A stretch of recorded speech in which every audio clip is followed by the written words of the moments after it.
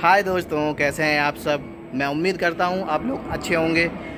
तो दोस्तों, आज मैं आपको फिर से एक नई जगह पे ले आया हूं, एक नई इतिहास में, एक नई जो है ना पुरानी दुनिया में मैं आपको ले जाने के लिए आया हूं। तो दोस्तों, ये जो जगह पर मैं आपको लाया हूं, ये जगह है बहादुर शाह जफ़र का महल। जी हाँ दोस्तों, आपको कई व्लॉग में मैंने बहादुर शाह जफ़र के बारे में जो है मैंने आपको बताया भी है। और इसका जो है ना आज आपको महल दिखाना चाहूँगा दोस्तों, जो कि इसकी कहानी भी उतनी दिलचस्प है जितना दिलचस्प इनका जो है ना महल है। और जब इनकी कहानी आप सुनोगे तो वाकई में जो है ना जितनी इज़्ज़त आप इसकी इनकी पहले करते थे उससे डबल करने लग जाओगे। जी हाँ दोस्तों, तो ठीक है, आगे बढ़ते हैं और टाइम को वेस्ट ना करते हुए मैं आपको जो है ना सफ़र करवाता हूँ बहादुर शाह जफ़र के महल का और इतिहास का। ठीक है दोस्तों, तो आप बने रहें।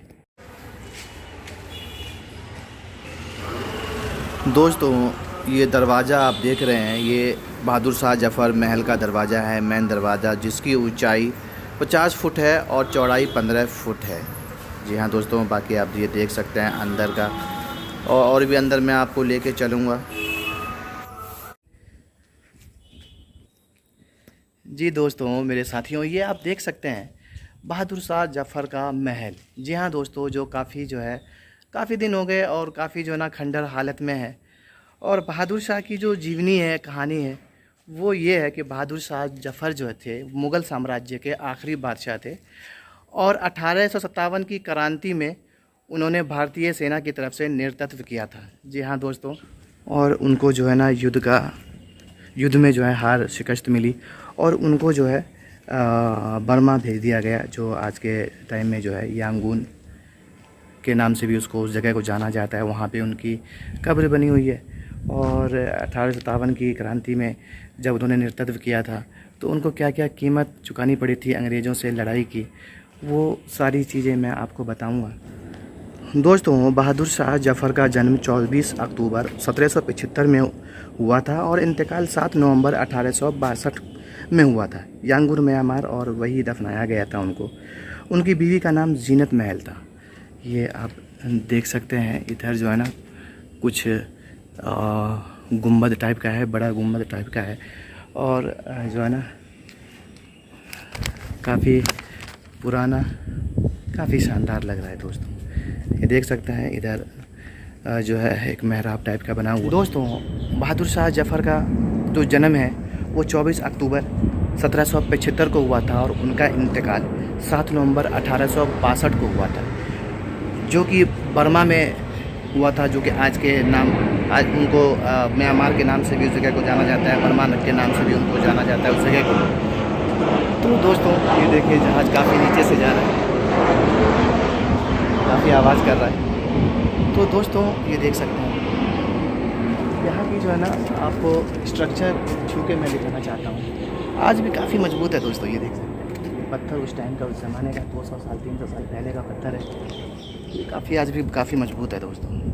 भले ही जो है खंडर बन गया है, पर अभी भी जो है ना काफ़ी मजबूत है। और ये देख सकते हैं इधर बड़ा गुम्बद टाइप का दिखाई दे रहा है, जो कि काफ़ी शानदार लग रहा है। मैं आपको बैक कैमरा से मैं आपको ये देख सकते हैं, काफ़ी शानदार। मैं आपको अंदर ले जाके दिखाना चाहूँगा। यहाँ से ढलानी वाला रास्ता है और ये देख सकते हैं, मैं अंदर से मैं आपको, ये देखिए अंदर का नज़ारा काफ़ी शानदार है, साफ़ सफाई है, कोई ऐसी दिक्कत की बात नहीं है दोस्तों। बहुत अच्छा, बहुत शानदार। तो दोस्तों चलिए फिर आगे चलते हैं। जहाँ पे कब्र है, जहाँ पे मस्जिद है, जहाँ पे एक उनकी ख्वाहिश थी कि जो मेरी कब्र है यहाँ पे बनाई जाए, जो कि ना बन सकी। तो दोस्तों मैं वो जगह पे आपको ले चलता हूँ। दोस्तों, बहादुर शाह जफ़र के जो आखिरी बोल थे उसमें काफ़ी दर्द था दोस्तों। और उसके बाद जो है ना उनके जो आखिरी बोल थे वो मुग़ल साम्राज्य के अंत की तरफ भी जो है इशारा करते थे। जी हाँ दोस्तों, मैं उनका आखिरी जो बोल है वो मैं आपको सुनाना चाहूँगा दोस्तों। बात करनी मुझे मुश्किल कभी ऐसी तो ना थी, बात करनी मुझे मुश्किल कभी ऐसी तो ना थी, ऐसी अब है तेरी महफ़िल कभी ऐसी तो ना थी। जी हाँ दोस्तों, ये उनका जो है ना आखिरी बोल थे, जो मैं आखिरी जब उनका जो दास्तान है, कहानी है, वो मैं सुनाऊंगा। तो इस लफ्ज़ को भी आप बखूबी आप समझ पाएंगे। मैं आखिरी में भी एक बार आपको सुना दूँगा। अंग्रेज़ों से जो लड़ाई में ना दोस्तों उनको बहुत बड़ी कीमत चुकानी पड़ी। तो ठीक है, मैं उनकी जो है ना मैं आपको कहानी सुनाता हूँ। यहाँ पे मैं दिखा दूँ दोस्तों, यहाँ पे जो है ना कुछ कब्र है जो उस ज़माने का कब्र है, बट नाम तो मेंशन नहीं है, पर कब्र है। ये आप देख सकते हैं। और दोस्तों ये जो जगह खाली है ये आप देख सकते हैं, ये कब्र है, ये कब्र है और ये कब्र है। ठीक है दोस्तों, वो कब्र है। तो दोस्तों बताया ऐसा जाता है कि ये जो जगह खाली है शायद जो है उन्होंने अपने लिए जो है छोड़ी होंगी, अपने कब्र के लिए, अपने मकबरे के लिए, बट ऐसा हो ना सका। उनको जो है उनकी ख्वाहिश थी कि यहाँ पे जो है ना मेरी कब्र बने, यहाँ पे हिंदुस्तान में मुझे दफनाया जाए। यानी कहने का मतलब ये है कि हिंदुस्तान में मुझे दफनाया जाए। बट अंग्रेज़ों ने ऐसा नहीं किया और बर्मा में ले जाके उनको बाकी जो उम्र है उनको काटना पड़ा सज़ा के तौर पे।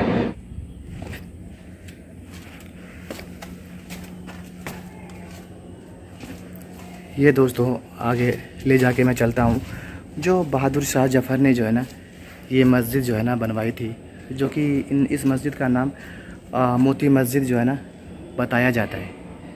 यहाँ दोस्तों इसका जो है ना स्ट्रक्चर दिखाता हूँ मैं आपको। बिल्कुल वाइट संगमरमर से जो है ना बनाया गया है, जो कि काफ़ी शानदार लग रहा है दोस्तों। ये आप देख सकते हैं। थोड़ा मैं अंदर से मैं आपको दिखाना चाहूँगा। ये आप अंदर से आप देख सकते हैं। ठीक है दोस्तों, ये आप देखें।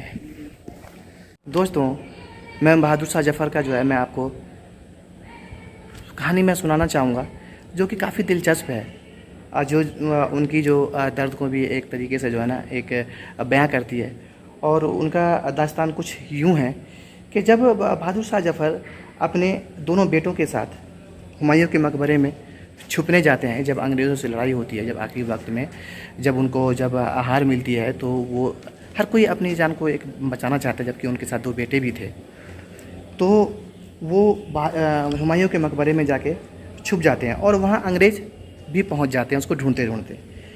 और उनमें से एक मेजर हडसन नाम से एक अंग्रेज़ था, जो कि जो है ना उर्दू भी बखूबी वो जानता था। तो उन्होंने जो है ना यानी उनको पुकारते हुए इस तरीके से उन्होंने पुकारा, आवाज़ लगाया कि दमदमे में दम नहीं है खैर मांगो जान की, दमदमे में दम नहीं है खैर मांगो जान की, ए जफ़र अब ठंडी हुई तेग हिंदुस्तान की। जी हाँ दोस्तों, तेग जो है ना वो तलवार को कहा जाता है दोस्तों। तो फिर बहादुर शाह जफ़र जवाब देते हैं, जबकि उनको गिरफ्तारी जवाब देने का मतलब है कि उनको पता पड़ जाता अंग्रेज़ों को कि कहाँ पे छुपे हुए हैं।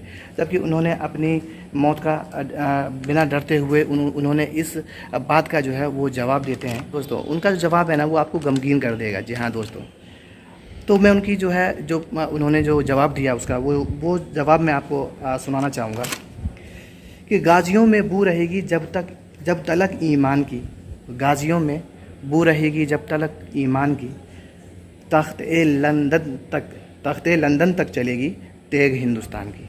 जी हाँ दोस्तों, ये उस वक्त का जज्बा था जब उनको गिरफ़्तार होना था। जी हाँ दोस्तों, और बाकी भी मैं उनकी जो दास्तान है वो मैं सुनाऊंगा दोस्तों। बस आप देखें, कुछ नज़ारा मैं आपको दिखाना चाहूँगा मोती मस्जिद का, जो कि बहुत ही शानदार लग रहा है, बहुत ही खूबसूरत है, वाइट संगमरमर से बना हुआ है। तो दोस्तों अंग्रेज़ों से लड़ाई में उन्होंने अपने बेटों और पोतों की कुर्बानी दी है। जी हाँ दोस्तों, एक बार तो जब हद हो गई, जब वो अंग्रेज़ों के जेल में थे और उनको भूख लगती है। जब उनको भूख लगती है तो अंग्रेज़ों को मालूम पड़ता है, जब अंग्रेज़ों को मालूम पड़ता है तो वो दो थाली लाते हैं। अब दो थाली जो है ना सामने रख देते हैं बहादुर शाह जफ़र के, और उसमें मालूम है दोस्तों क्या होता है, उनके दो बेटों का कटा हुआ सिर होता है। जी हाँ दोस्तों, तो दोस्तों बहादुर शाह जफ़र भीगी हुई आँखों से और थिड़कती हुई ज़बानों से फिर वो जवाब देते हैं, हिंदुस्तान की आज़ादी के लिए अगर मैं अपने बच्चों का सिर कटवा सकता हूँ तो ये मेरे लिए फ़ख्र की बात होगी। जी हाँ दोस्तों, काफ़ी जो है ना उन्होंने यानी काफ़ी दर्द भरी दास्तान थी।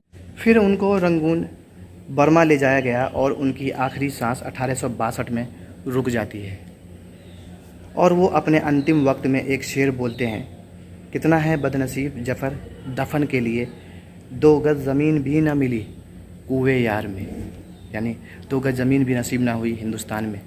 जी हाँ दोस्तों, और बताया तो ये भी जाता है दोस्तों कि अटल बिहारी वाजपेयी के दौर था जब कुछ अवशेष लाने की कोशिश करी थी अटल बिहारी वाजपेयी ने, बट पाकिस्तान भी यही चाहता था। तो दोनों देश की चाहने की वजह से ये चीज़ नहीं हो पाया, नहीं लाया जा सका। जी हाँ दोस्तों, ये दोस्तों देख सकते हैं यहाँ पे कुछ दरवाज़ा है और कुछ अंदर जो है ना एक कमरा सा बना हुआ है। तो कुछ बनाया गया होगा बहादुर शाह जफ़र के ज़माने में कुछ यूज़ के लिए, और जो कि जो है ना काफ़ी शानदार लग रहा है। मोती मस्जिद उसके बगल में जो है यह कब्र जो है बनाए गए थे उसी ज़माने के हैं, पर नाम मेंशन नहीं है तो मैं उनका नाम आपको बता नहीं सकता दोस्तों। इसके लिए मैं आपसे माफ़ी चाहता हूँ। और दिखा दूँ, ये जो है ना ये बड़ा गुंबद मैंने आपको दिखाया, और ये जो उस तरफ है ये मैं आपको दिखा दूँ, ये जो है ना वो सारा जो है ना बहादुर शाह जफ़र का महल है, बट ऊपर जो है ना जाने नहीं दिया जा रहा है। ठीक है दोस्तों, तो ये आप देख सकते हैं बहादुर शाह जफ़र का महल मैंने आपको दिखा दिया है दोस्तों फाइनली।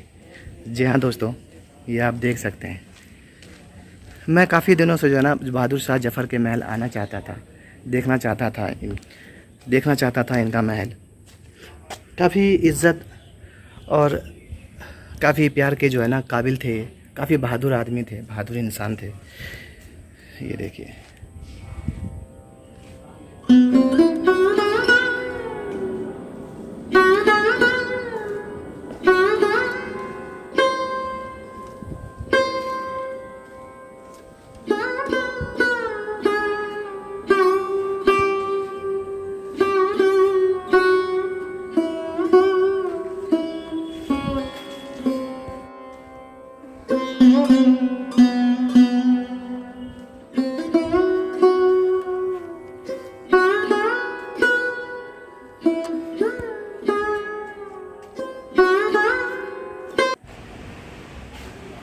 ये दोस्तों कुतुबुद्दीन बख्तियार काकी रहमतुल्लाह की मज़ार है, और बिल्कुल इसके ही सटके जो है ना बहादुर शाह जफ़र का महल है, जो कि उनकी ख्वाहिश थी कि इनके आसपास ही मेरी कब्र बने। बहादुर शाह जफ़र की एक ख्वाहिश थी। इधर भी कुछ बिल्कुल सटके जो है ना कुछ कब्र है, मैं आपको दिखाना चाहूँगा दोस्तों। तो दोस्तों ख्वाजा कुतुबुद्दीन बख्तियार काकी का जन्म ओश में हुआ था, लेकिन वे 12वीं शताब्दी के अंत में भारत आए और भारत में चिश्ती सूफ़ी सिलसिले के संस्थापक अजमेर के मोइनुद्दीन चिश्ती के शिष्य बन गए।